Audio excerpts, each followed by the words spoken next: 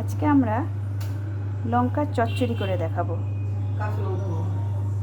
লঙ্কাগুলো 2 ফালা করে এরকম কেটে নিতে হবে।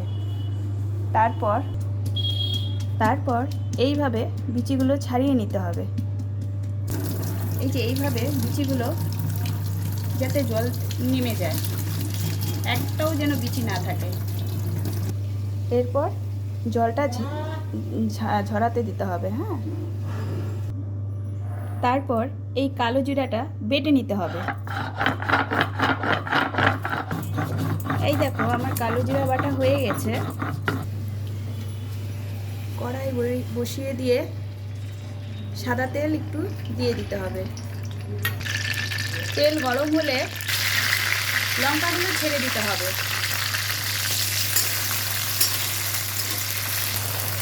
তারপর একটু লবণ, একটু হলুদটা একটু বেশি দিতে হবে।